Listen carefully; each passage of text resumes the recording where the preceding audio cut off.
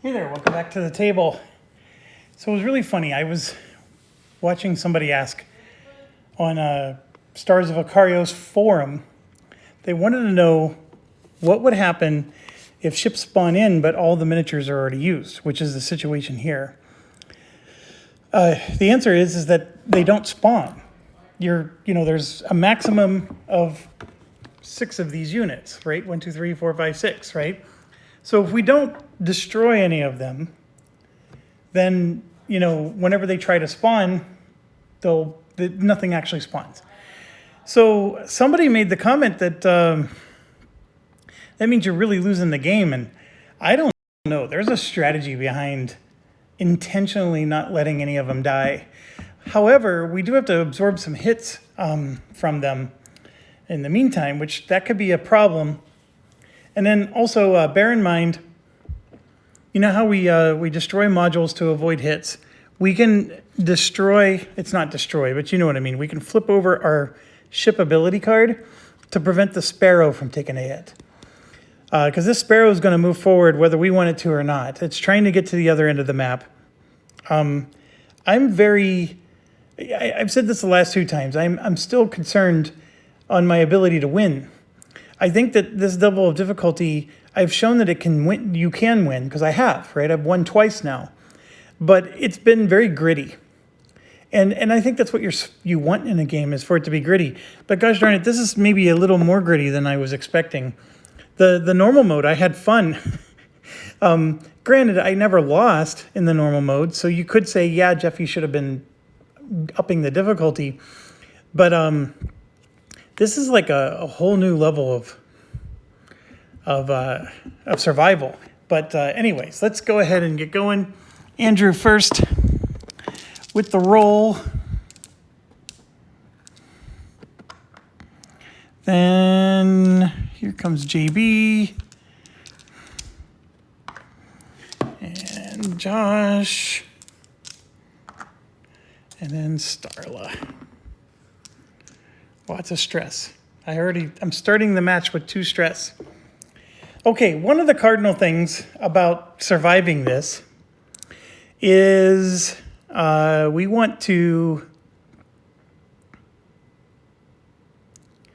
don't necessarily want to engage them right away. Like maybe get a few pew-pews off, and then after that, sink into the sunset. So I was talking about like hitting this number 4 here, doing some things. The respawn happens at the end of round 2. So we just need to survive 2 rounds without killing somebody, and then no actual respawn occurs. And trust me, I don't want to put 2 elites on the board. The elites have, with the difficulty mode that we're doing, we're looking at 17 hit points for those elites. That's a lot of damage. Okay, so with that being said, I do have some options. Like, for example, Starla here can long shot this guy and hit him. It actually would work. But I'm thinking, since all of our pilots started with 2 stress, I'm thinking of doing nothing. I'm just going to sit here and wait and let them all come to us. It would be sort of nice to move over here to force this guy to go through the asteroids, but we played that game last time and it backfired on us. These things do 3 damage each, so plus 4, that means they're doing 7 damage each attack. That's pretty bad. I'm very indecisive because the choices I make now, of course, are going to have long-lasting consequences, but I'm tempted to just do nothing. We're going to rest, get rid of all that stress, and then if you'll notice, I rolled a lot of stress dice. So like, for example, Starla here has 2 stress dice she rolled. So if I rest her, but I'm going to do self-sacrifice. So we're going to burn a charge of that, right? And that lets me give out 2 candy to people. Now, I've seen somebody post that you can use targeting computer to add 1 target to this. I never thought of doing that before, but I don't think there's any reason you can't. So I theoretically could spend a charge there, and so now I'm going to give out 3 candy. So I just add 1 more ship to the targeted amount. That causes me to lose one hull, But these 3 dice will cause me to heal that 1 hole.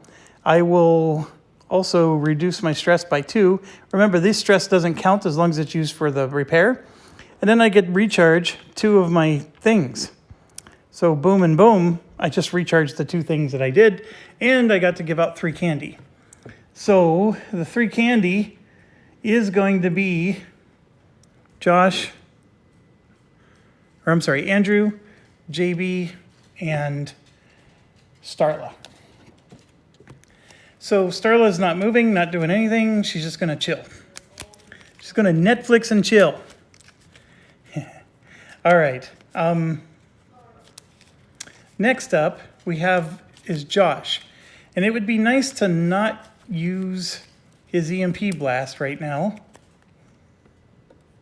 Josh is sitting right here. He's pretty far away. He's got that weird interrupt beam that goes very wide. It'll go 1 space in front of him and 2 spaces to the left. So if he swapped places and was here, and he somehow moved forward just 1 space, he would hit her.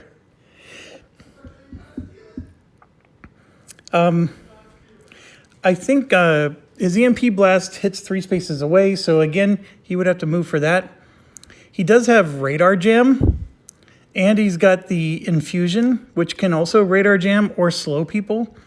And it looks like, okay, so this effect here, see, when it doesn't have a range, that means you can only play this when you're actually attacking somebody.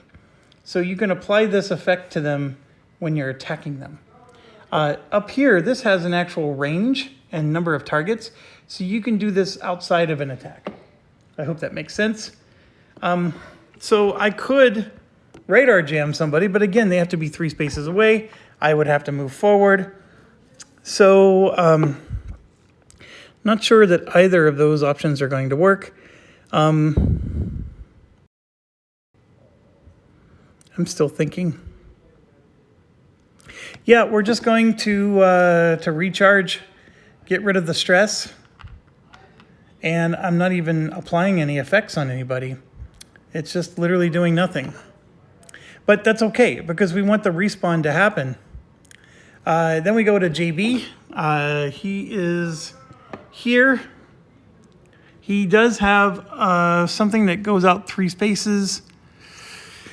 He can target lock. He can do all kinds of stuff, but we're going to go ahead and do the same thing. Reduce it by 2, and then just waste the last die. And then Andrew will, of course, do the same thing. He can't cloak. It takes 2 dice to cloak. He does have target lock. His propelled shot is 3 spaces away. So he will also do the same thing, reduce stress by 2. So we're literally going to do nothing. And the only one I'm worried about is this guy. He might actually hit us. Everybody else I don't think I have a problem with. We could have tried, but he was more than 3 spaces away, and I would have had to move forward to do that.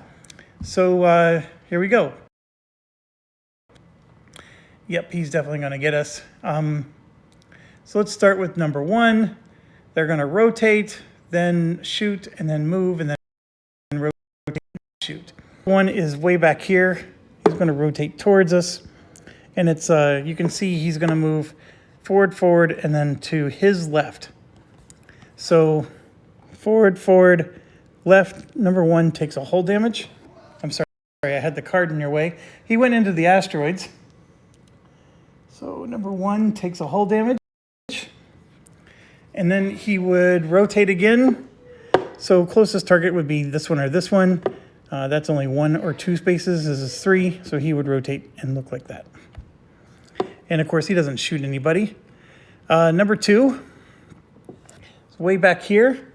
And I hope the camera is at least giving you some view. Yeah, I know these guys are far away.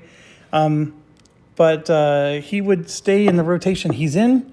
And he would go 1, 2, and then he would turn that way. And then he would rotate, and then stop. Number 3 is right here. He would stay facing us. He would go 1, 2, 3, rotate, and stop. And they're only shooting, by the way, 1 space in front of them and then diagonal. So it is a very short shot, but they're hitting infinite targets. So I'm very nervous because the only thing that's saving our bacon is this guy's turning the wrong way. Because we're on him now. So would he stay in that? Nope. He would move to this orientation. He's actually turning the correct way. Oh my gosh, he's going to hit all of us. This is like the worst nightmare possible. 1, 2, 3, and then he's going to hit this one.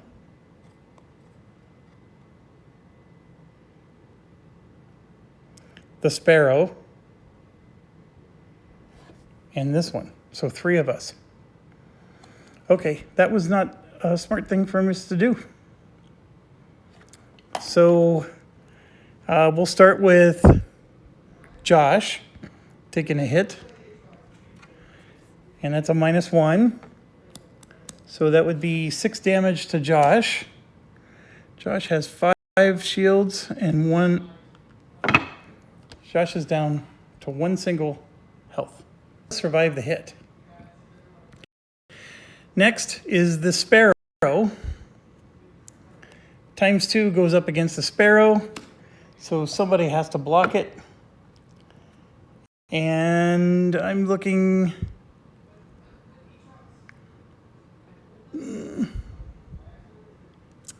I think we're going to use Starla's. Nope. We'll use Josh's effect. So he's going to turn this over, and that blocks the damage on the sparrow. And that ×2 would have destroyed the sparrow. Isn't that crazy? First turn. Sparrow is going to get destroyed. Already lost 1 of the 4 blocking. There's 6 of these bums out there. Okay. We still got 1 more hit to do. This time it's going to be on Andrew. And he gets a +1, which is not good because Andrew only has 8 health. So that means he would have to get rid of something. So his burn and flip is already gone. So Andrew already lost his movement card. And that gives him 1 stress. But now it's our turn. Okay, well, I asked for that start, and I guess I got what I asked for, didn't I? Okay,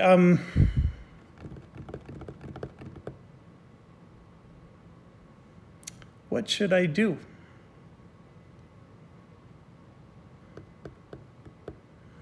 We have a whole bunch of, oh, I'm sorry.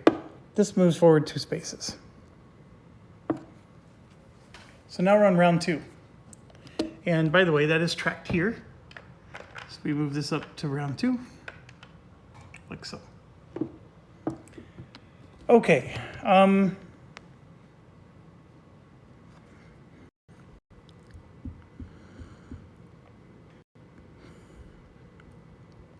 Yeah, everybody gets a shield. So that means Josh will recharge 1 of his shields.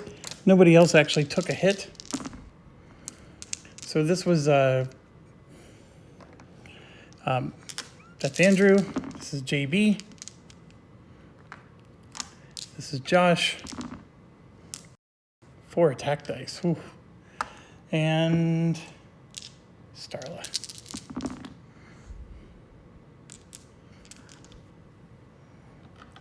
Okay. We definitely want to stun a few.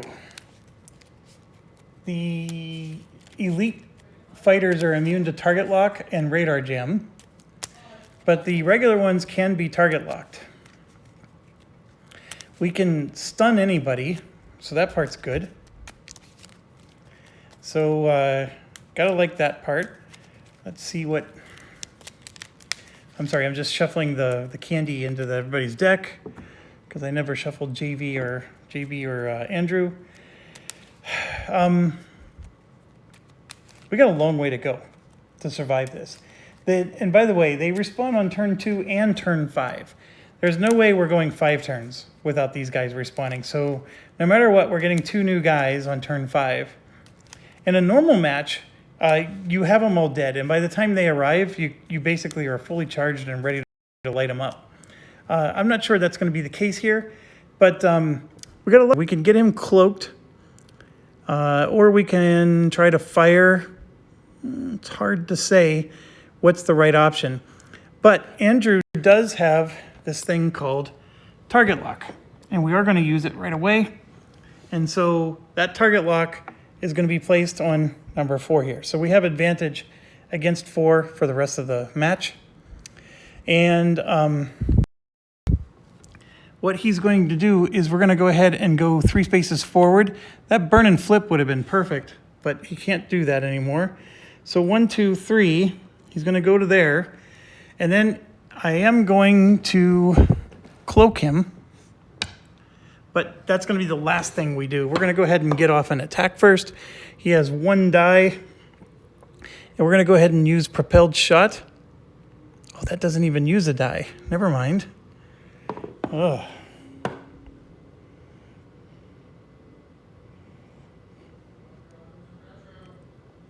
That changes things.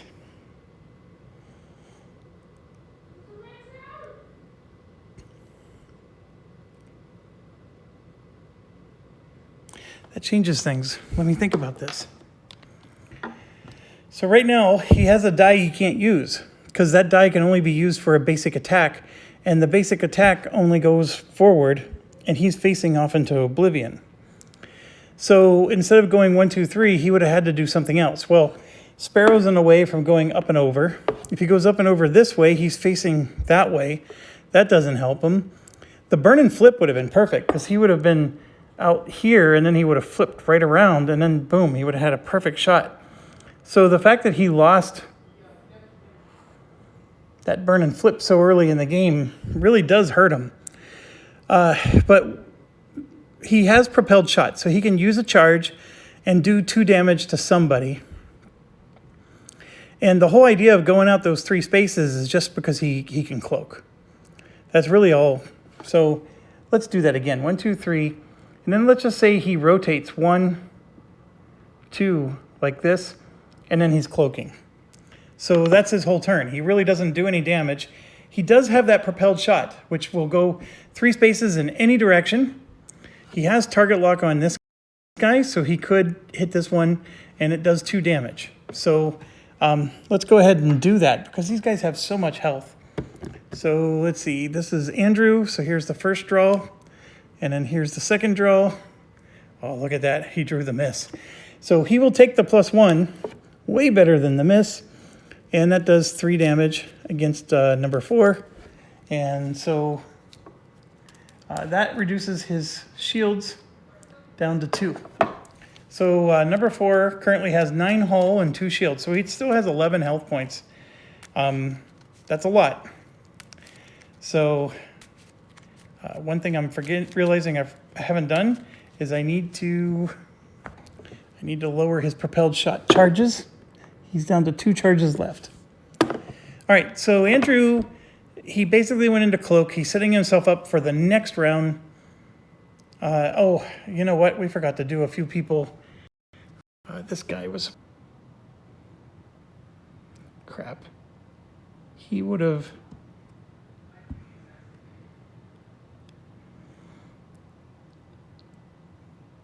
He would have gone 1, 2, 3, and then stopped there.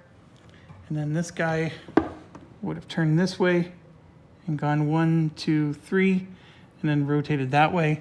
And number 5 would have taken a whole damage. I forgot to finish their moves, folks. I only did that one guy, and then I stopped. Okay, so JB's turn. Or anybody's turn, really. JB, people over here lined up. Josh is probably going to try to stun these 2. It's ugly. No matter how we do this. This is ugly.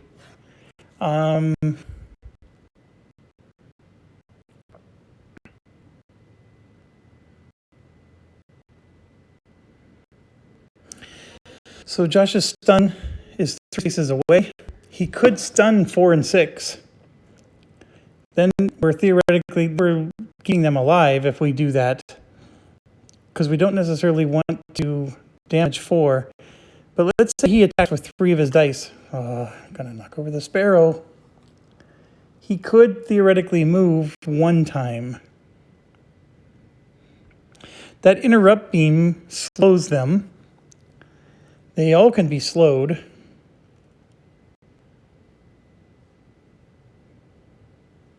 Okay, I think I got it. Josh is going to do a 1 and a 2 like this. And I got to be careful because he's down to just 1 health. So we did that. That's like a basic move. It's a very warm day and my arm is sticking to my table. My apologies. So he can EMP blast and he can interrupt beam. That's the idea. So this would lower this. This would make it so he can't move. And then we can even radar jam somebody. So when they fire, they're at disadvantage. And yes, we're doing all these things. Why are we doing all these things? Well, because there's a lot of guys that are going to potentially be shooting him. But we may not radar jam, actually. Let's find out. So we're going to try to EMP blast number 3 and number 6. So this is, of course, Josh's deck, which is right here. We're going to go after number 3 first. So no damage to 3, but he's stunned. And then number 6 is actually going to take 3 damage, which is excellent. Oh, I have the numbers wrong. So that's an elite guy.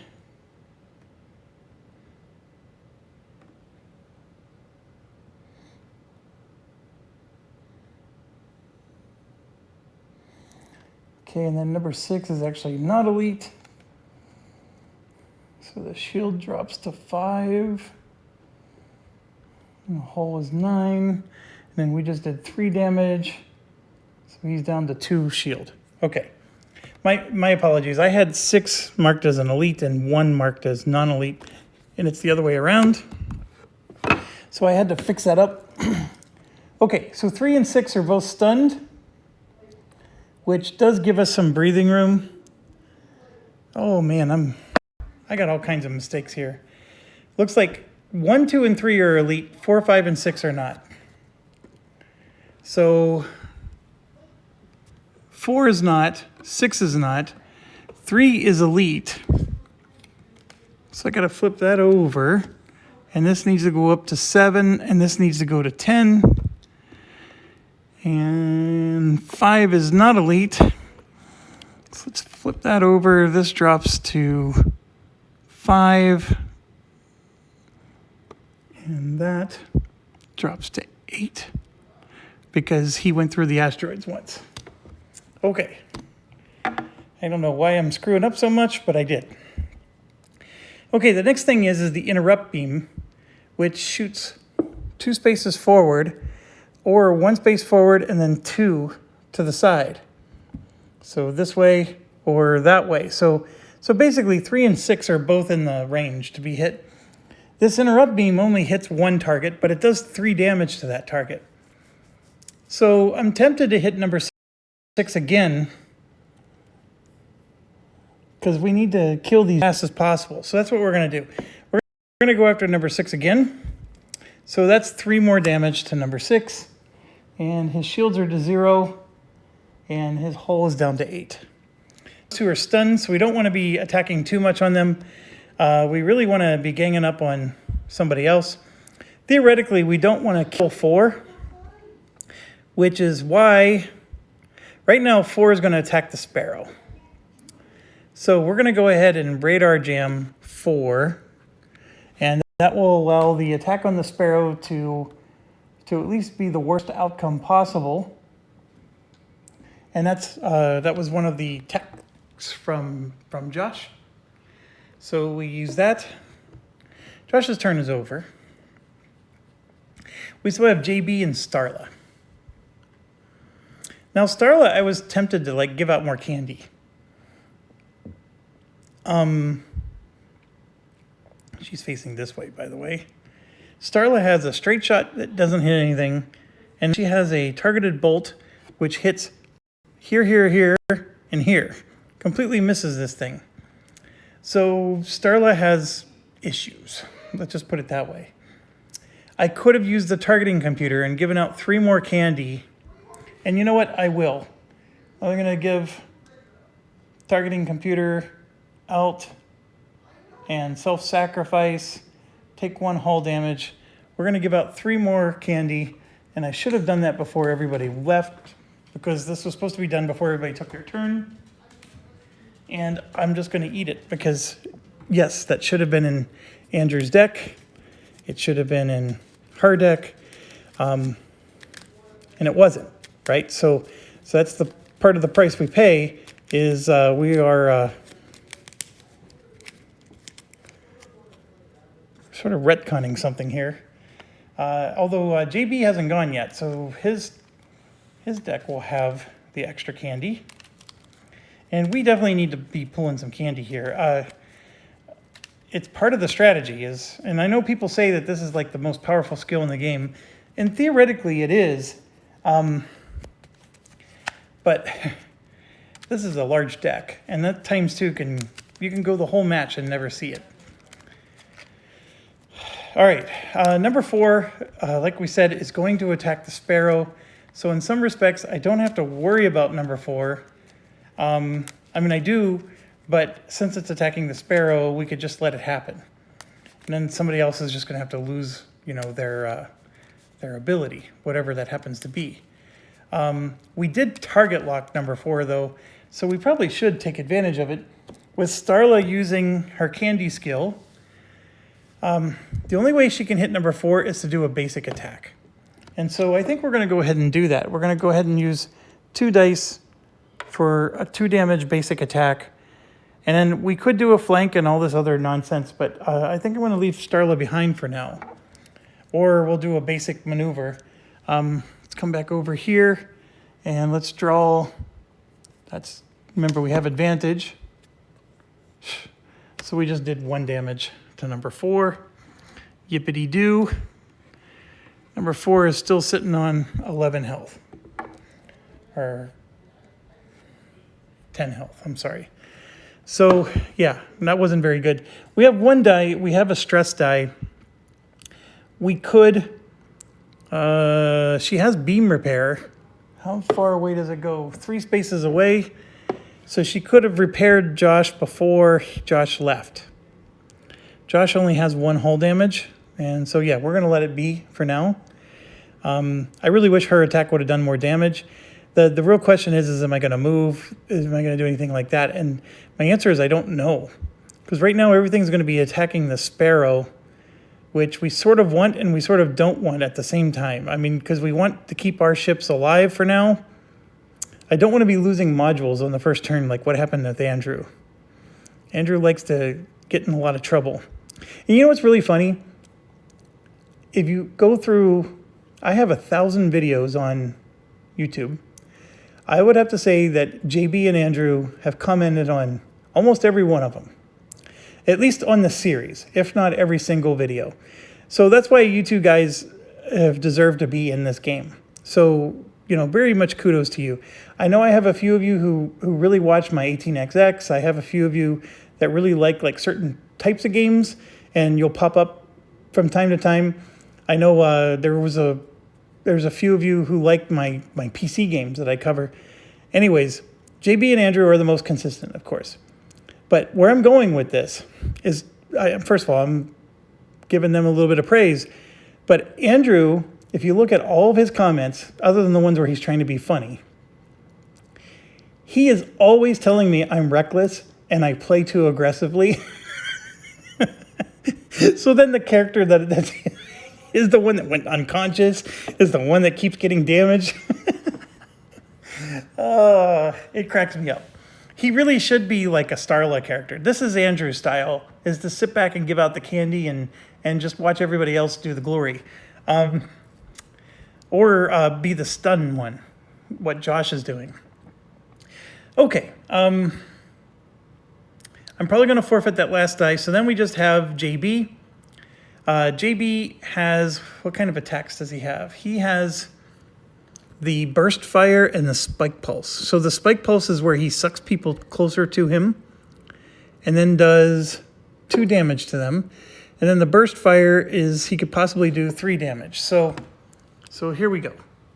So we only have this many dice. So we can use a movement die here on the burst fire. We can use a stress die. That'll give him 1 stress. And then we can use 1 die on the spike pulse. Then we'll figure out what to do with this one. And we'll use Stimpaks to give him advantage on one of them. He already has advantage on number 4, so that'll be advantage on number 6. And then I think that's all he needs to do. The target lock, somehow we gave target lock. Oh yeah, that's right. We use the ship ability. We're using the ship ability first because once that's all used up, I want to use that to block damage to the sparrow. And because we have a ship ability target lock and we also have a tech ability target lock. So 2 characters can do target lock. But number 4 is already target locked. 6 is not. But he's going to use his Stimpaks to give him advantage against 6.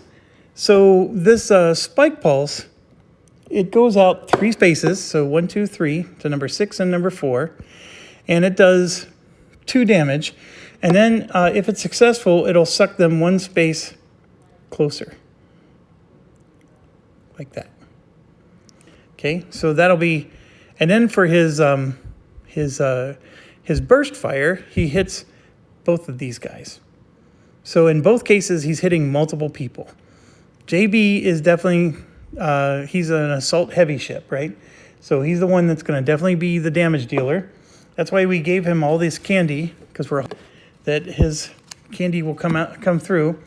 So let's start with number 6. Remember, we have advantage on both. This one is going to be the spike pulse, which is 2 damage to each guy. So number 6, 4 damage to 6. And number 6, 1, 2, 3, 4 is down to 4 health. I don't want to kill him yet. All right, and then number 4, plus 1. So number 4 would be 3 damage to 4. 1, 2, 3. He's down to 7 health. Then we're going to do the burst fire, which is a 3 damage attack, this time on number 6. Whoops, I saw it. I know you did too. But this is number 6 for 3 damage to 6. 6 is down to 1 single health, which is exactly where we want him. And then number 4 here, that is one of the candies. And that or a plus 1. Now, I could choose to take the plus 1, which would be 4 damage instead of 6. And that leaves the candy in the deck. Because the candy would go in the discard and it wouldn't be used. It's only when it's used that you throw it away. So I could take this one, which would be 4 damage. That would leave him down to 3 health. Whereas if I take this, that puts him down to 1 health. That's actually a tough call. I mean, the whole point of the candy is to use it. And getting these guys down to 1 health is pretty darn good.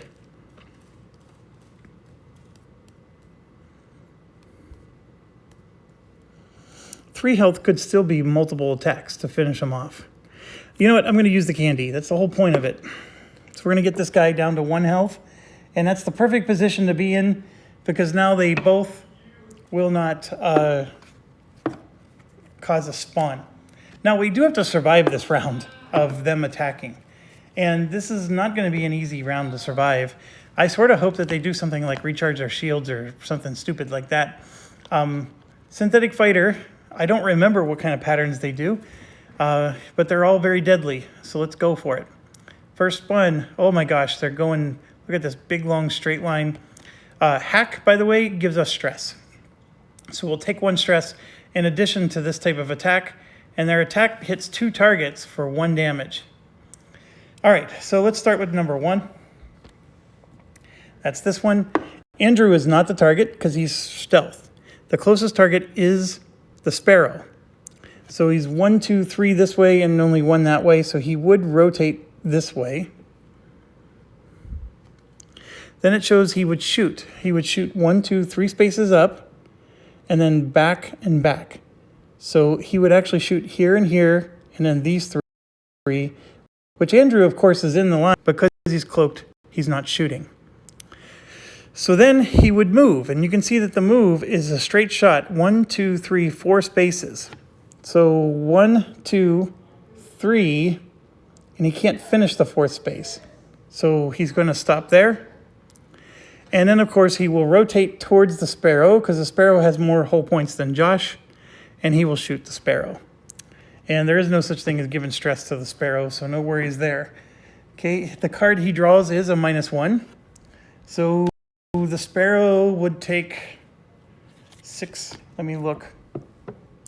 Okay, the elite and the regular both do the same amount of damage. So, but it does say +1.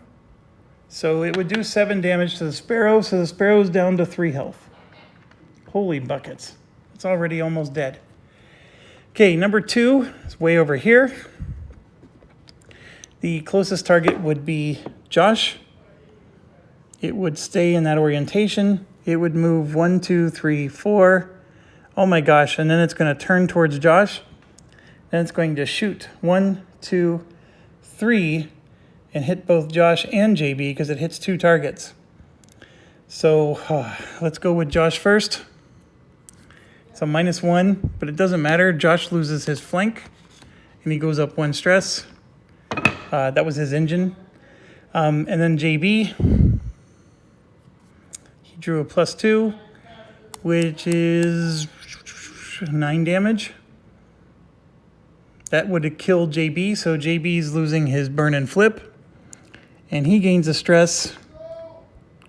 And then JB is going to gain another stress because he was hacked, and same with Josh. So JB gets a miss card added to his deck. All right, that was not fun. That moving 4 spaces thing really ruined our day. We're not done getting hit. Number 5 is going to hit us too. This is bad, folks. I'm glad we have all these extra modules. That's all I have to say. Holy cow. Is this bad? All right, JB's deck is good and shuffled. Let's move on. That was number 3. Let's go to number 4, which is going to shoot. So the sparrow only has 3 health. JB actually has 8. So he's actually going to focus on JB and shoot JB. That's the part that blows. And he drew a ×2. So he's drawn that twice now, that jerk. All right, well, JB's got to burn another module. So which one? We're going to go ahead and burn the burst fire. So that's another stress for JB. He's only got 1 more block, and then he's gone. Oh, you know what? I just realized something. That one hit that did 8 damage to JB, and I said it would have killed him. JB actually has polarized armor. This reduces the amount of damage by 1. So, yes, he still would have lost his engine in this last attack. However, he would have gone 1. He would have been all the way down to just one armor. Or 1 hull. You want to take the damage whenever you can. There's no reason not to take the damage in this particular mode, because they do so much damage per hit. Okay, that's number 4, and since he attacked, he goes up this path, and that means he's going to move 1, 2, and he's going to just sit here. He doesn't rotate again. So next we go to number 5. This is the one I'm worried about. Yeah, he's going to go 1, 2, 3, 4. He's right next to the sparrow, so he will rotate and he will shoot the sparrow. And he does do a -1, but the sparrow only has 3 health. So we're going to go ahead and JB's polarized armor, we're going to go ahead and cancel that, the one he just used. And That blocks the hit on the sparrow. And number 6, last but not least. Did I skip 3? I did. I skipped 3. Yes, I did. So 3 would have, he would have stayed there. So he would have gone 1, 2, 3. He would have gone before 4. So he would have been here. And then he would have rotated, but he doesn't get to shoot. And then 6 would have rotated 1, 2. And then have gone 1, 2, 3, 4. And then rotated again. And be like so. All right, turns over. This, like I said, I'm just constantly nervous. This is Sarla's roll. Just roll.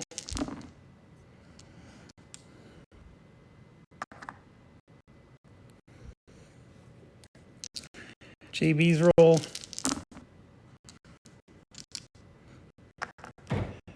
Stand up and get this.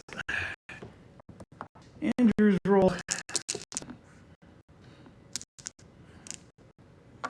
Okay, everybody regenerates shields. So JB gets 1.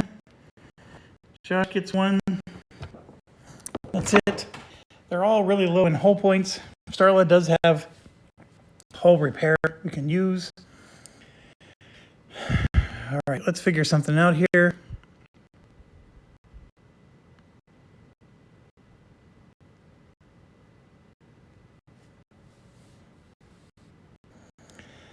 Number 4 and number 6 are down to 1 health each.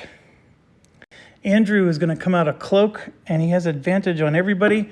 He's got 3 people right in front of him. Starla actually has a perfect thing she can do. If she can do a move like this and a rotate like that, she can now hit 3 targets. So let's see if we can pull this off. So here's the move. Here's the rotate for 1 stress. And then here you can see she can use long shot, which does 3 damage to 1 target, and then she could use her targeting computer to make it 2. And it pierces shields.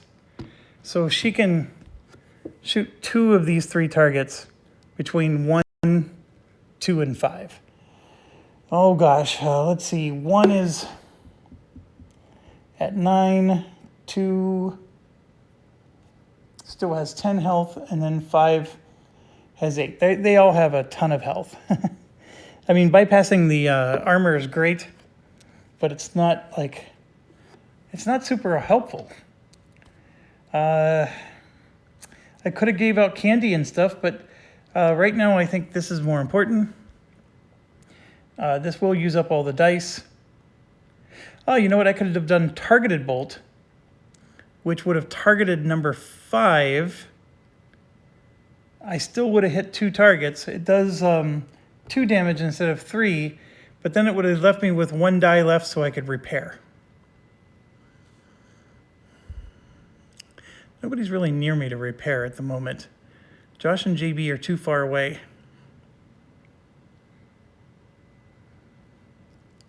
We're going to go ahead and just stick with what we got. I already have a natural advantage against 5 because I'm behind it. So we're going to for sure attack 5. And then I think I'm going to also attack number 1, just because they're the 2 closest. So let's do that. Let's do number 1 first. Okay, number 1, we hit for 3 damage. And where are you at, number 1? 1, 2, 3. We do bypass shields. And then number 5, +1.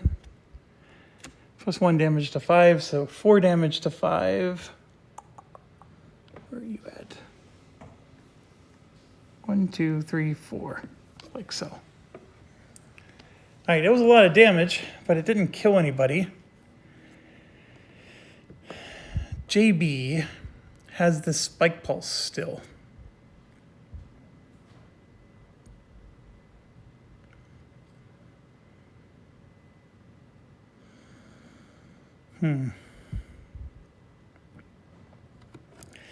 Yeah, JB's gonna do it again. We're gonna spike pulse.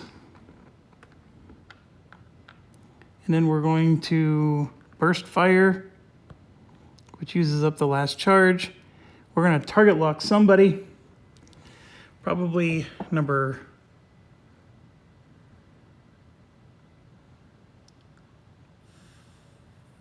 5. We'll target lock him. Rid of all the radar jams and stuff. Oh, number 4 had radar jam. So when he attacked JB, he should have drawn, oh gosh, I drew a ×2. Yeah. We drew a ×2 and we were supposed to draw something else. That's what happened. What would that something, yeah, that was a +1. It doesn't matter. We're gonna go ahead and just reshuffle. That ×2 is up at the top of their deck 3 times now. I need to shuffle better. And now I just dropped half the cards on the ground. Yay.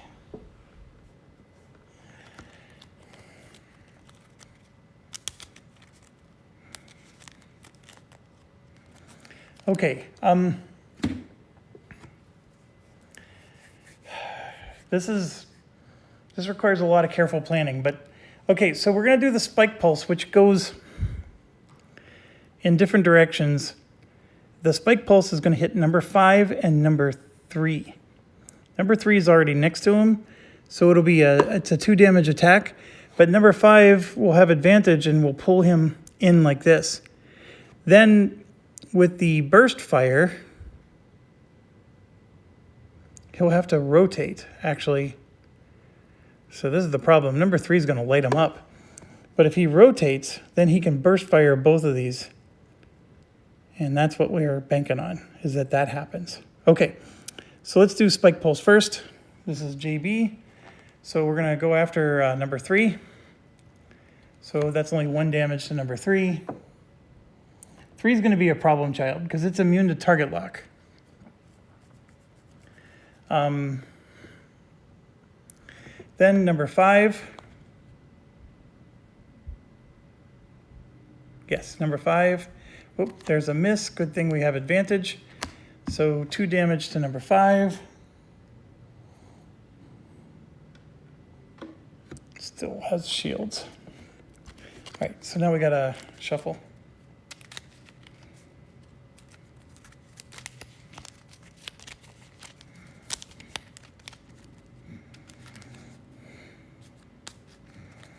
Okay, so now we're going to do the burst fire, which lets me hit 2 targets, and we're going to hit number 4 and number 5. Number 4, I don't have advantage on, but it only has 1 health. So we're going to do that one first. Oh, come on. Come on.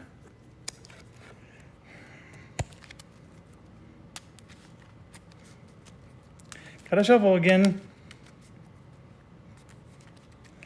And number 5. We have advantage, so that's 3 damage on number 5. And number 4 somehow is still alive. Okay, so now we got Andrew, who has Proton Blast and Propelled Shot. So Proton Blast, if you look at the range there, you can see it goes 4 in the front. Then if you go forward 1 space, it goes 2 in the left and right. So if you go forward 1 space, it goes 1, 2 to the right. It's going to hit number 4 and also number 1 and number 2. But unfortunately, Proton Blast can only hit 2 of them. So we're going to go ahead and do it, and then it's going to have advantage. We're going to use +1 damage against number 1. So we're going to go ahead and hit number 1. And he's going to go ahead and do this. And then he's going to use Propelled Shot to shoot number 6 behind him. So let's do this in order. We're going to do the stealth one first. We're going to come out and do our Proton Blast, which is 2 damage. It also radar jams them, but let's do number 4 first. So 1, 2, number 4 is for sure dead finally, with its whopping 1 health. And then number 1, 1, 2, That's a +1, so that's 3, and then we added a +1 to make it 4. So 4 damage to number 1, which still has 1, 2, 3, 4, a ton of shields. But we did 4 damage, and technically, because of this attack, they are radar jammed. So he is, oh, he's immune to radar jam. Never mind. All right, so then we're gonna do the propelled shot, which remember is a free shot. Doesn't cost any dice. And of course we draw a ×2. That guy only has 1 health. Number 6 is eliminated.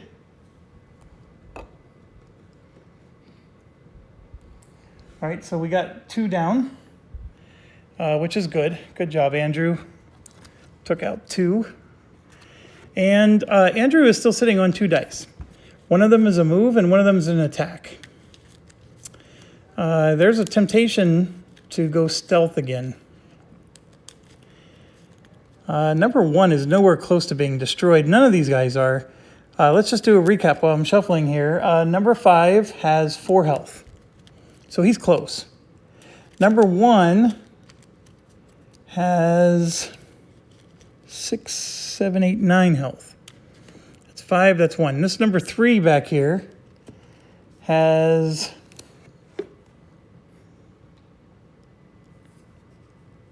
16 health. I don't know how, but it does. I thought for sure we did more damage. Oh, we must have missed or something. No, we didn't. We didn't miss. What's going on? We only took 1 damage, I guess. And then number 2 has full 17 health. 2 hasn't even been damaged. All right, so what does Andrew do? I think we should try to pick off number 5 here. Oh, and we forgot one other thing. At the end of that last round, this guy would have moved 2. So the sparrow's up there now. That sort of helps. Okay, so Andrew has the ability, he has only 1 attack die. He can use a, he can do like a move type of action, and he can still use a basic attack for 1 damage. That's all he can do. Or he can use both dice to go into stealth again. He's going to go into stealth again. We're going to cloak. So cloak goes back to 0. Done. And then last but not least is Josh. So which ones are we going to stun? We have to stun the sparrow ones, I think. So we're going to stun 1 and 2. I'm really nervous about 3 back here. My original plan was to stun that one. He does have interrupt beam. So for example, he can play a move die that will rotate him to be that way. He can do an interrupt beam, which will hit these 2. He only gets to pick 1 target, but it will slow them so they can't move. And then, of course, he has EMP blast, where he can just stun 2 targets. I think because JB is near dead, I think we want to stun number 3 near JB. I feel like we can stop them from shooting the sparrow. That's easier than trying to stop JB from getting hit. So we're going to have to stun number 3. I hate to say it, but I think we're going to have to stun number 5. Let me look. Number 5 is literally sitting on 4 health.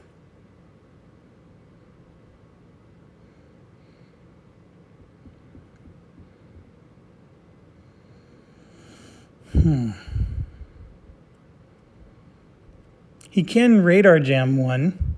He can't radar jam number 1, but he could radar jam number 5. So he will do that. We're going to spend the radar jam. Number 5 is jammed.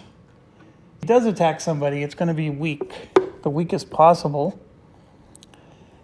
These guys have a lot of health and they're swarming. They're absolutely swarming. So we're going to stun number 1 and we're going to stun number 3, the 2 elite guys. So which one's Josh's deck? It's this one. So here we go. We're going to start with number 3. Okay, so no damage to 3, but that does reduce his stress by 1 because of his special ability. And number 3 is stunned. So that does drop the charge down to 1. Sorry about that. And number 3, where are you? You're stunned. And then number 1, we do a +1 against that one. So number 1 takes 2 damage. And is also stunned. And then we're going to go ahead and place a die. Oops. So here's Josh's situation. He can use 2 attack dice to do the EMP blast, but he doesn't have another attack die for the interrupt beam. So he can't do another attack. All he can do is just some type of move. So you can see where Josh is there. We could... The only thing you can do is move forward 3 spaces or do like an up and over kind of situation. Him losing his interrupt beam is not the end of the world, although the interrupt beam does do 3 damage. So it's like a really high damage attack that he has. I think he's going to just do nothing at all and just sit tight. And then we're going to have to brace for impact here. My gosh. All right, let's see what's going to happen. Oh my gosh, they're going to do the front and back, hit as many targets as they can. All right, well, let's start with number 1. He's stunned. He would rotate. Andrew's got 4 hull. He has the most hull. So he would rotate towards Andrew. And then he's going to move forward, forward, and right. So forward, forward, and then right. And then he would rotate again. And of course he can't fire, so he doesn't do anything. So then number 2 here, between Josh and the sparrow is the target. And yes, he will shoot the sparrow. And he will also hit, oh no, Andrew is stealth. So he would not have targeted Andrew. Or was he? He was like this way. He would have tried to target the sparrow. All right, we'll leave it as is, but he would target the sparrow. Okay, number 2 is definitely hitting the sparrow. And we didn't jam him or anything, did we? No, we did not. So here it comes. 0, so it's a 7 damage on the sparrow. So we're going to go ahead and lose the targeting computer from Starla. That will block the hit. And after that, he does do his move. So 1, 2, 3, but no more rotation. So we do have number 2's ready for his next proctology exam. Number 3, we stun this one, thank goodness. So he will just do 1, 2, and up. And then he would rotate to his next target, and then it's over. And then number 5 is the one we're really worried about. Who would his target be? He's got 3 people. JB has only 1 hull. Starla has 5. Starla is the target. So this makes it interesting because it's going to rotate. And yeah, he's going to shoot 2 spaces behind him, which actually hits Josh. And then he's going to shoot. Yeah, he's going to hit both of them. What a jerk. Yep. And then he'll do 1, 2, 3, and then stop. All right, so he has disadvantage because he's radar jammed, but he's hitting both of them. So let's start with, let's do Josh first. Here's number 1. Here's number 2. So we'll do a -1. That's 6 damage to Josh. Josh is going to have to lose the interrupt beam and gain a stress. That's not good. Then Starla. That is 6 damage on Starla. And Starla was able to take it. She's down to 1 and only 1 whole point.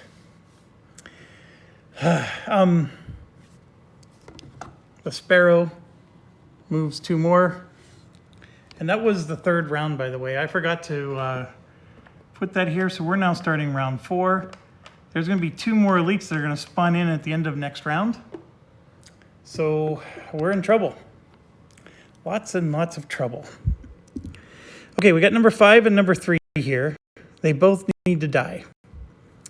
Starla, well, everybody gains a shield, so let's give a shield to Starla. Let's roll some dice. This is Starla's dice. Looking over at Josh. He's going to gain another shield. And then we're going to go to JB. They're all low on hull strength. And then last but not least, Andrew, which has no damage. And is cloaked again. So Andrew is the one that needs to come out of cloak and do some damage. So a couple of things we can do here. The first one is we will rotate. So let's say Andrew was facing this way. This guy's pretty easy to hit with the proton blast. But the proton blast goes forward 1 and then right 2. So he's like 1 too many spaces away. But if JB or if Andrew rotated this way, he can proton blast both of them, no problem. The problem is both of those aren't the ones that are near dead. But that's what Andrew can do.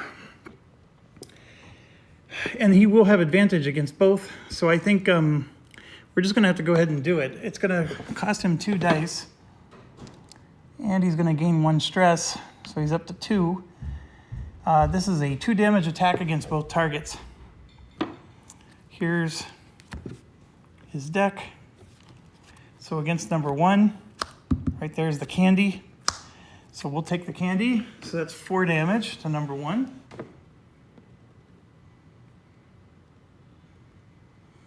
Number 1 is actually down to 3 health. And then number 2, 2 damage to 2. Number 2 still has 1,000,000 health.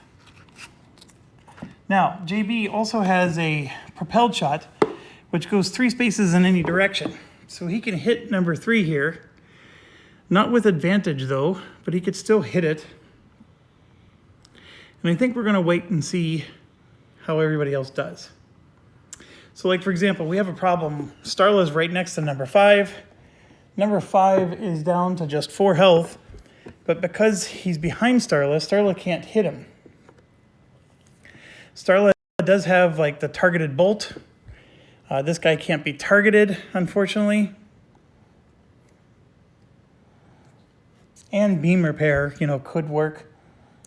Starla has the long shot, which, again, doesn't really help too much. Number 5 is down to 4 damage or 4 health, but it's positioned like perfectly behind her, so she can't do anything about it. She does have advantage on 3, though. She could use the targeted bolt. And with a stress die, we don't do this very often, but it says stress adds +1 damage. So we're going to be able to do 3 damage with the targeted bolt.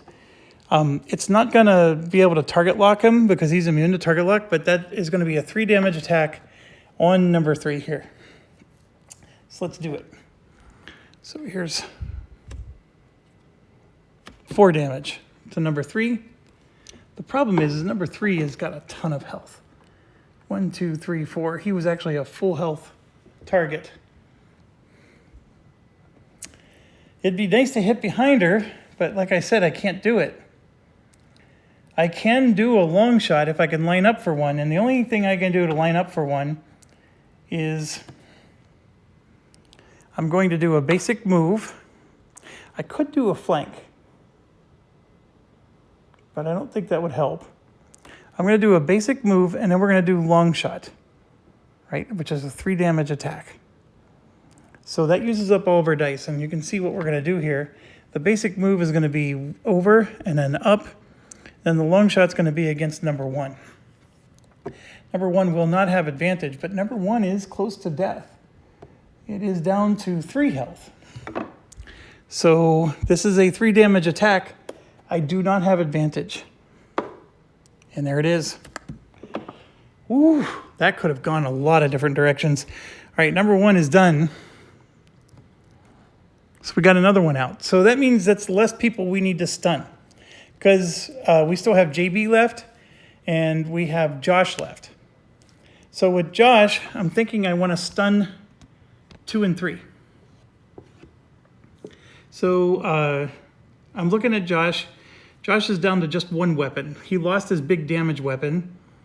And so right now, at the angle that he's at, he can't do anything. But if he did this, he goes over and then up, he can stun both 2 and 3.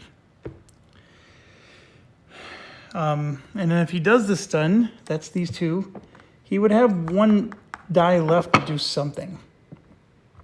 The problem is his basic attack. Oh, you know what? He could do a basic attack on number 2. So we're going to go ahead and do that. So let's go ahead and try to stun number 3. This is his deck right here. There's no advantage. And oh gosh, we draw a ×2. So that was a 1 damage attack. We just did 2 damage to 3. He's down to 0 shields. And now we got to shuffle.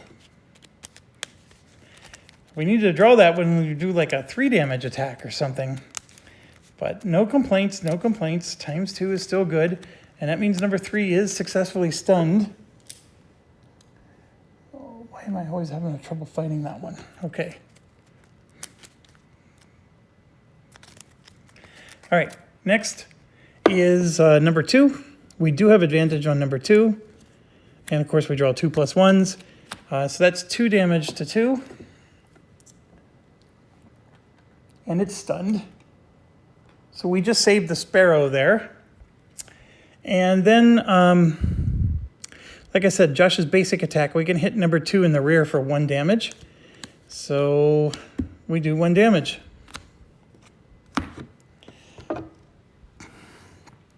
Shields are not even depleted on number 2.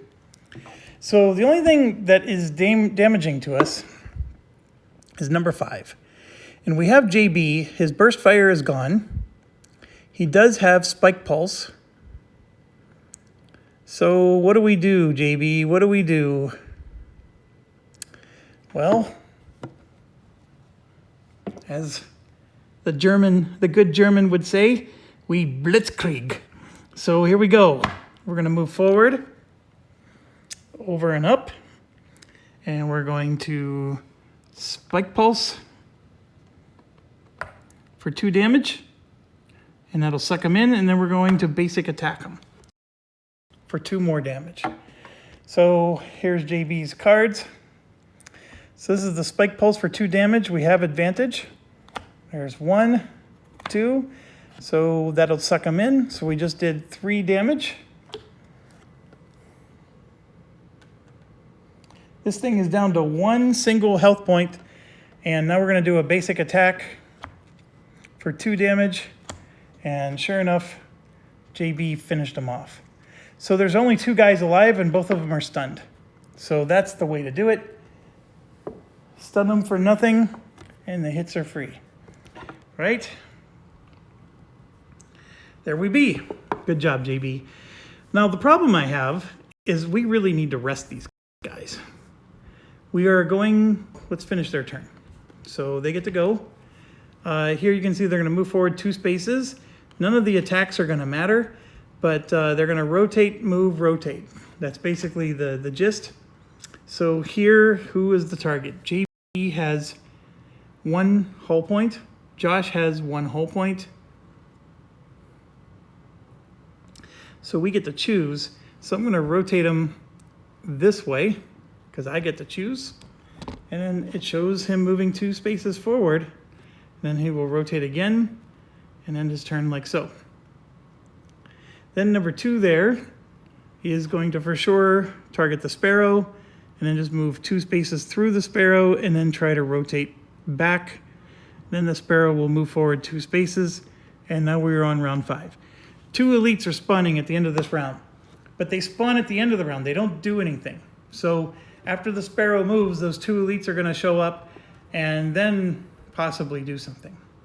Okay? Wanted to make sure that was very clear. I do have one more EMP blast available to use. These guys are getting pretty far apart. I guess I could have,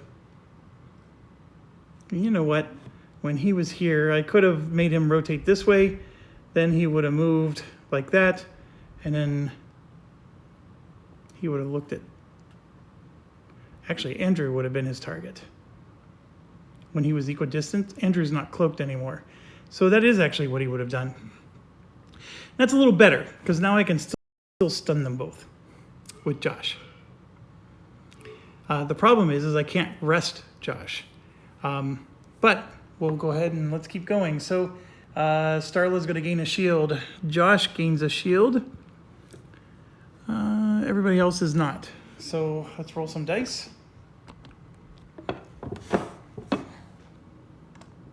I'm starting to feel like we have a chance until Andrew rolls that. Oh, by the way, he told me to tell you he has a lot of good moves.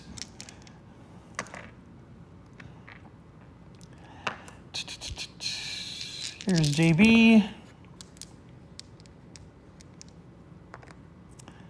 Here is Josh. And then Starla.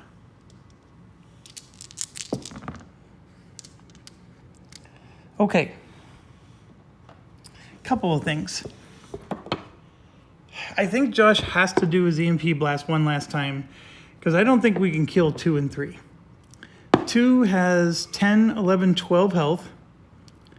3 has 10 health. So we're talking, these are very high health guys. Where JB is completely depleted on both of his attacks. All he has left are basic attacks. So JB, for example, is going to rotate and then just rest. So 1 die to rotate, 3 dice to rest. So that's going to let him recharge his burst fire and recharge his spike pulse. He will lower his stress by 2, and his hull points will go up by 2. So he's up to 3 hull points now. So he was able to repair a little bit. And then the most important thing is he gets rid of his miss card, this one, which was near the bottom of his deck. So we weren't going to draw that anytime soon, but still, we didn't know that. So yeah, and then he was able to reduce his stress. He still has a stim pack, so he can generate some level of advantage. But yeah, that's it. JB's turn is over. Now Starla is in a similar boat. She is actually going to rest with 3 of her dice. Then she's going to use 1 die on beam repair. So this is what's interesting with Starla's situation. So she's going to rest. The beam repair is actually going to be the stress die, because that means that she gets to add +1 to the repair. So she'll repair 2 ships for 3 damage. So the stress goes up, but then she's going to rest afterwards and the stress goes back down. This is going to go up by 2. And then she has the ability to repair somebody for 3. So she's going to repair herself for 3. Then she's going to repair, I believe, JB for 3. So JB's back up to 6. JB actually has 8 hull points. So that was good. Doesn't seem very good at first, but I mean, she really did do a lot there. Obviously, we're doing no damage. Let's make sure that Josh really can hit somebody. So we're going to use our last charge of the blast. And then we got 2 move dice we got to figure out what to do with. But let's go for number 3. That one's stunned and takes 1 damage. And then number 2 takes no damage. So that means Josh loses a stress. But number 3 takes 1. So number 3 is down to 9 hull. Number 2 is still at 1 million. Okay, so what does Josh do with his remaining 2 movement? It's hard to say because he needs to rest to get his skills back. I mean, I guess we're going to go ahead and Maybe move him up 3. And then maybe one of those. So if we do that, Josh will go 1, 2, and then 1, 2, 3, like that. Ugh. You know what? I'd rather do it this way. 1, 2, 3, and then 1, 2. Okay, then we have Andrew. Andrew still has charges on both of his attacks. A move dice, though, and a stress die. His cloak is gone. I would swear we used one of his exploits, and he still theoretically has target lock. Andrew, just because of the way he's positioned, does not have advantage, and even if he rotated to attack number 3, he wouldn't get advantage. So I think what we would do here is we are going to rest him, and then we'll move him up 3 spaces to just get him away from those other ships. And by resting him, it does reduce his stress back to 0. We can take some charges on things, and he'll take 1 charge of cloak and 1 charge of propelled shot. He still has 2 charges of his proton blast. All right, so not a very eventful turn. However, we pretty much got this in the bag, and you'll see why. So they're going to rotate, and then they're going to move forward 2 spaces, and then rotate again. So the target is Starla, and it's going to move forward 2 spaces, and then rotate again. Okay, this one, the target is, excuse me,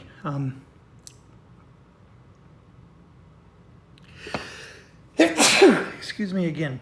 It's Andrew.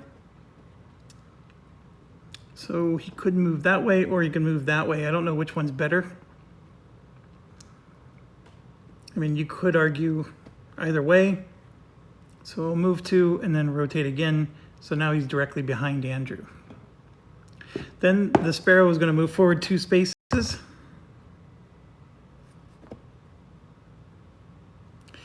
And then what happens is 2 more units are going to come out.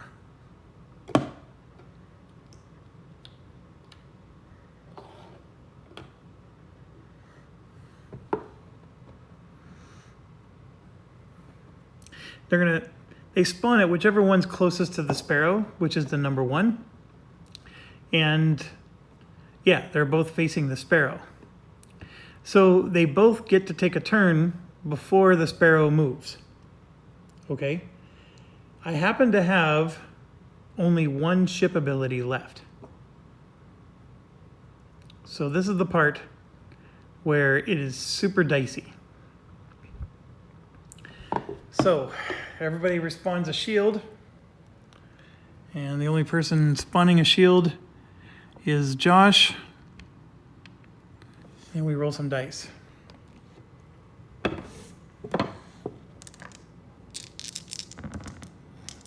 That was Andrew. That's JB. Josh.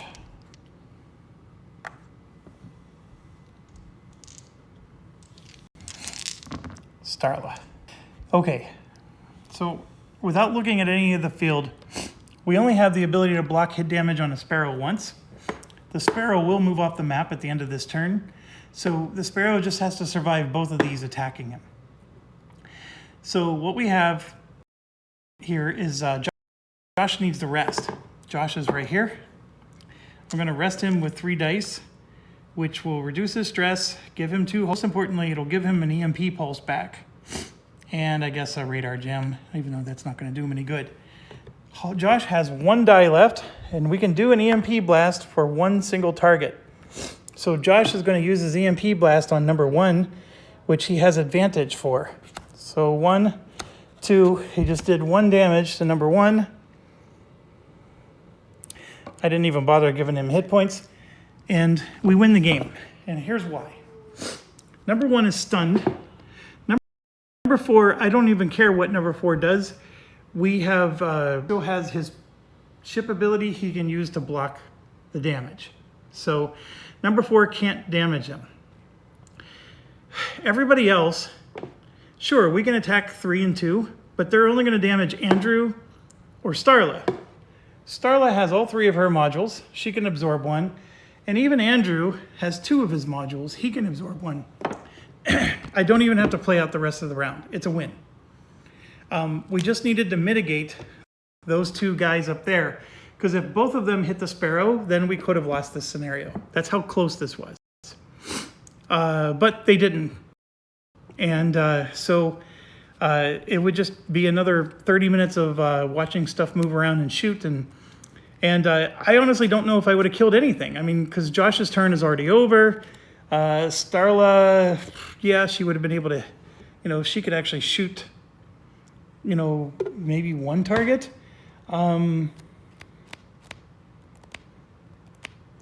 When she rested, did I remember to recharge anything with her? No, I didn't. Oh, her +1 target's already gone. Yeah. Look, Starla would have been able to get dice, so she would have been able to attack 1 target for 2 and then another target for 2 more. So she could have hit, maybe number 2 once and then number 3 once. Both of them have a crap ton of hit points. Yeah. And then JB here rolled 3 movement dice and only 1 attack die. So JB's not doing anything. He can do at most 2 damage to somebody. And then you got Andrew up there. Theoretically, his best chances are hitting those 2 ships, the ones that are on the Sparrow. Technically, he should turn around, but you can't turn around in just 1 action. So he's limited too. And it doesn't matter. We're done. You can file your protests with the Bureau of Jeff Channel Intelligence if you feel like I cheated you out of a final round. But this is a mathematical win. So no need to continue. So let's jump into what the win does.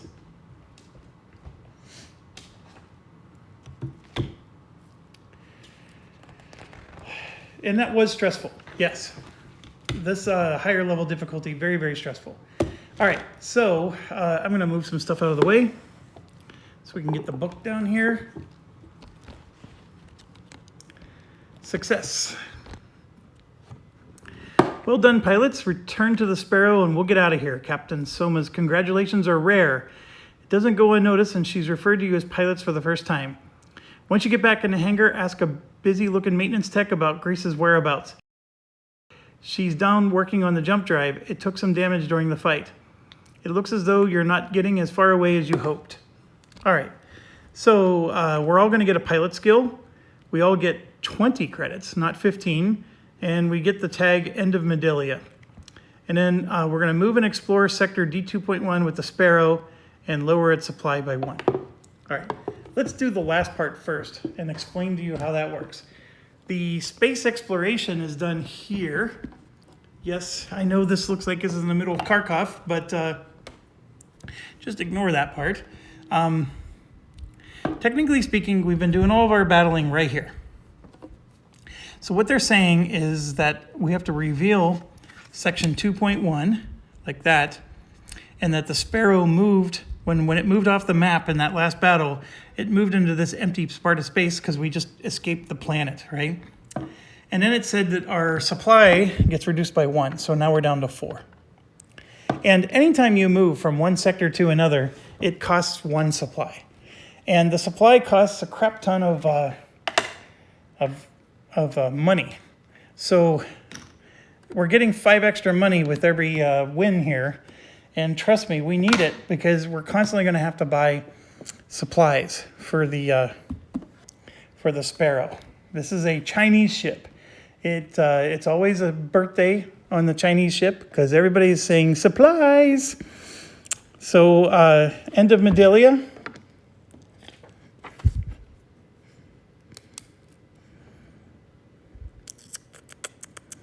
End of Medelia.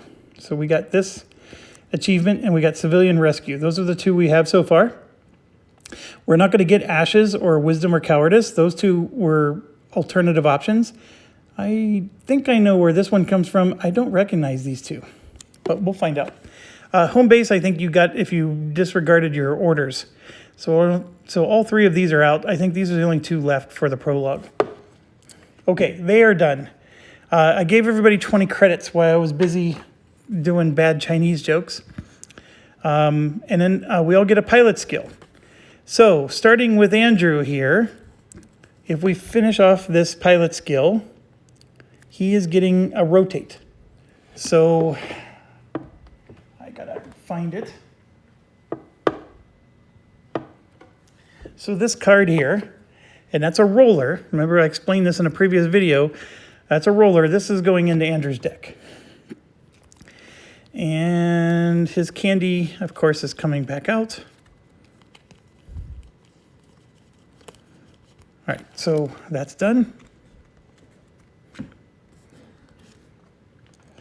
And then JB, let's grab his. JB is getting a supply.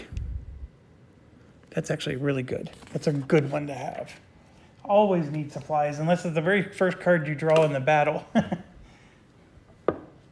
And that looks like this. And that goes into his deck, and we got to get rid of his stuff, if he has any. Oh gosh, it was the very next card we were going to draw. So he really would have gotten a ×2 with that 1 attack for 1 whopping damage. Maybe he would have done a little bit more than 1 damage, but yeah. All right, so next up is Josh. I don't candy to Josh. Because since Josh only, oh, look at him. He had a ×2 at the top of his deck as well. Jesus. All right,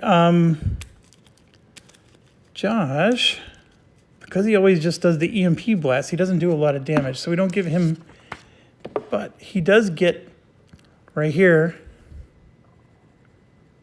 He's going to get 2 +1 cards added to his deck. So we go over here.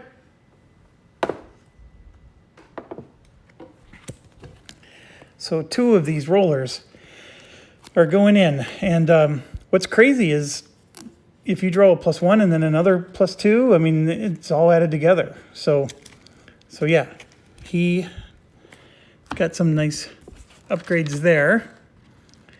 And last but not least is Miss Starla. And she's going to get 1 +1 added to her deck. And we need to get rid of...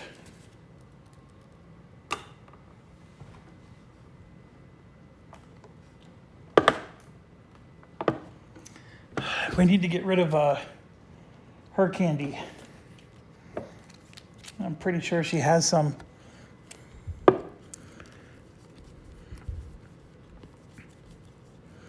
There's 1, there's 2, right next to each other. Jerks. Right next to each other is not very helpful, because as soon as you draw the first one, you either have advantage and you're drawing both, or no matter what, they get reshuffled. Okay, I'm turning over their ship abilities and resetting them back.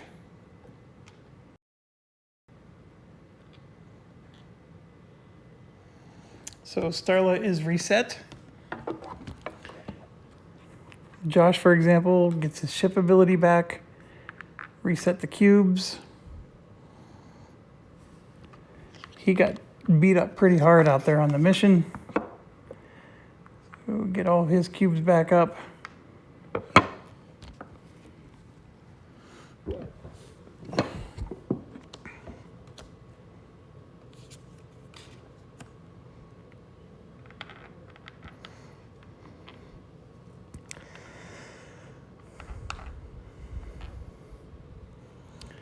And this one never got damaged, but the burn and flip did.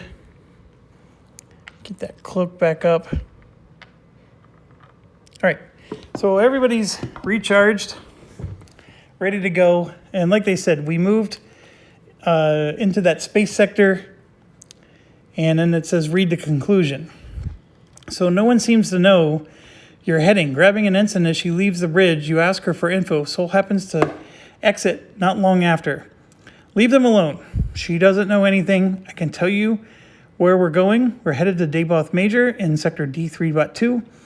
Although there's no base on that planet that I know of.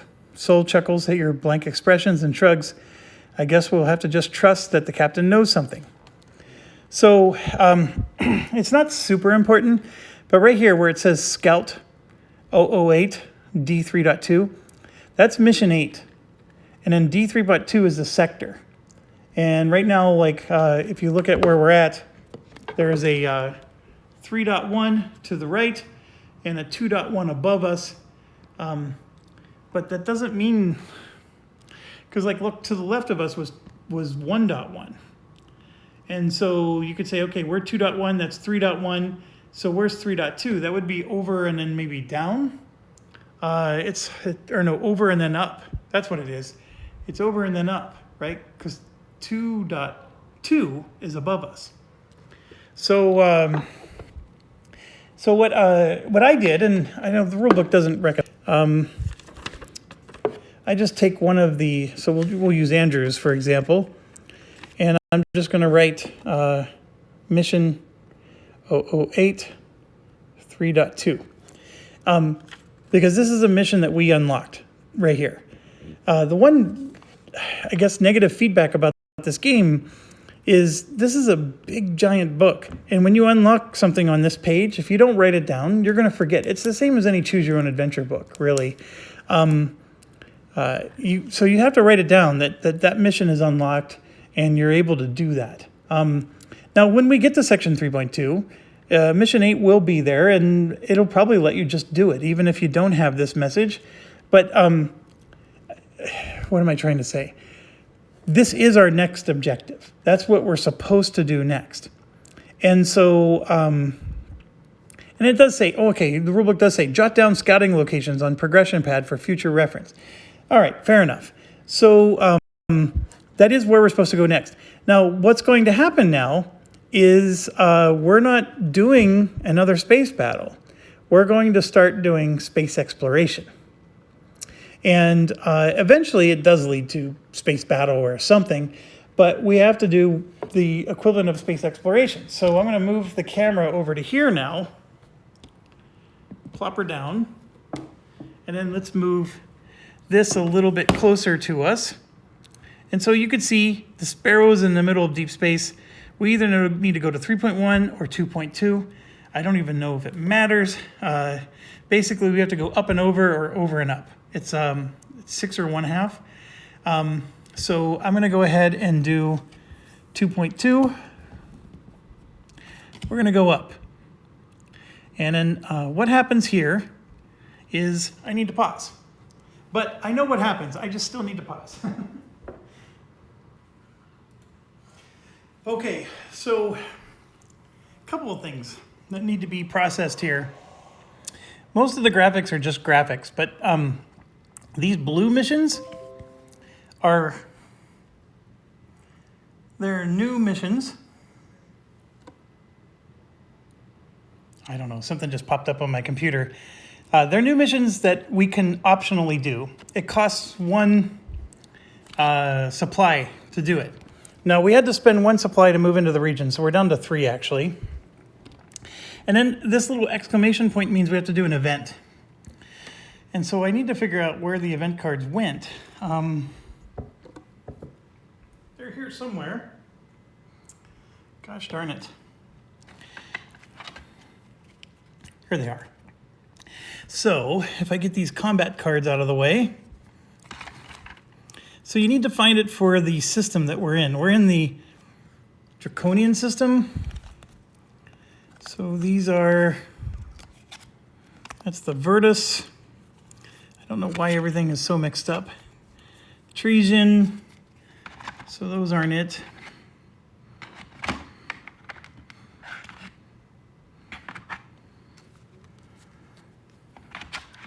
It's one of these. Here's a bunch more. Buried underneath the Titan cards. Here we go, Draconian. So there's only 2 of them. So just for sakes, I'm going to just pick the second one, okay? So we got the power fluctuations event. So throughout the Sparrow, alarms are blaring, lights blinking as power fluctuates across the ship. Everything's powering down. Da-da-da-da-da. So we have to make a choice. We disconnect the recharging fighters in the hangar bay or use the fighters' batteries to put a charge into the ship's system. And so she's telling us to do something, right? She's saying, the hangar bay, power levels dangerously. The fighters on charge must surge that could get to it, pilots. So I have no idea which one was the right answer when we did this. So I'm going to go ahead and disconnect. And shortly after they're disconnected, the whole system goes down. Ship is covered in darkness. Grace will have a ball getting this back online. We lose one supply.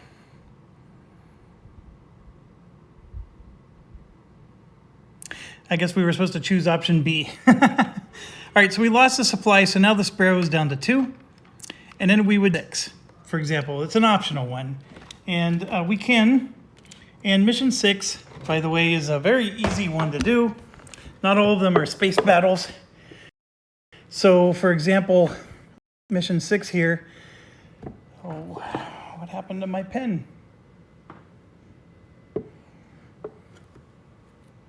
Here it is. Going to give us barren rocks. It hasn't yet, but it will as soon as we finish reading it.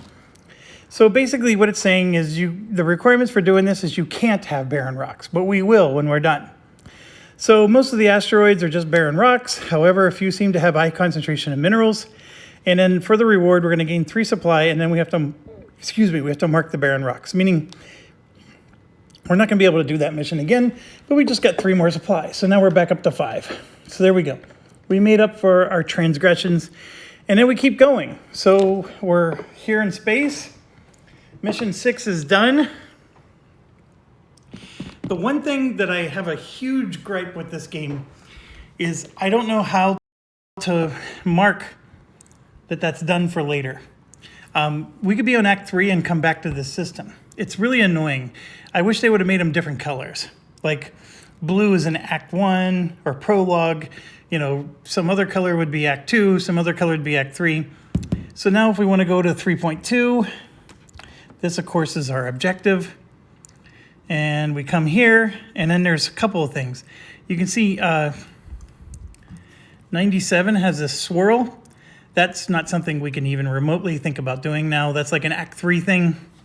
There's mission 8, and then there's 121. And those are both, mission 8, of course, is our mission that we're looking for, and 121 is something else. So let's bring you back over here. Okay, the first one was 97. I'm just going to show you, like these ones that have the really high numbers, the good news is that most of the lower numbers are the ones we're looking for right now. The 97 is going to definitely not be on our radar.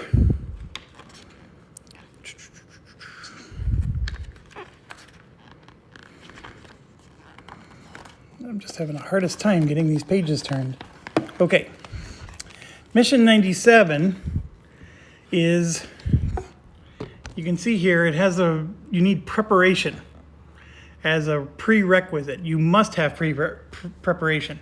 That last mission had an X through it, meaning you can't have it. This one, you must have it. And preparation is a Act 3 thing. So if you come over to here, preparation is all the way in Act 3, right there. So it's gonna be a long, long time before we ever get that one. The other mission was 121. And you'll see similar language on that one. This one again, preparation, right? You need to have that marked. So again, can't do either of those, but the next one we can do is 8, which I thought I saved my spot. I did. And now you need to have requirements end of Medelia, which we have. We have to recover the repair package from the Chosek moon base. So, you know, blah, blah, blah. Go ahead and pause if you want to read the whole thing. We're not going to, do this. Basically, we're around some kind of secret base that Captain Soma knew about, but nobody else did. And we're going to land there to get a repair package so we can repair our warp drive so we can get our ship out of here. Okay, so that's the idea. And then And it's a top secret military base nobody knew about. This home base is only if we chose to ignore our orders and protect Medilia. And then here, she's basically scolding you because you chose to ignore orders, and then you actually get a penalty, which this is a bad penalty on this particular mission for sure. And then regardless of, so in our case, we would read this, you would skip the middle and then read the rest of that. So go ahead, hit pause. That should have gotten rid of all the glare. Hit pause, read it all until your heart's content. Basically, we're landing on a secret base. All right, so if I flip this over, now we get to a giant choose your own adventure book, very seventh continent-ish. And so we're going to be landing on the Chosek moon and doing what's called world exploration. So we just finished doing some space exploration. Now we're going to do some world exploration. So the planet tiles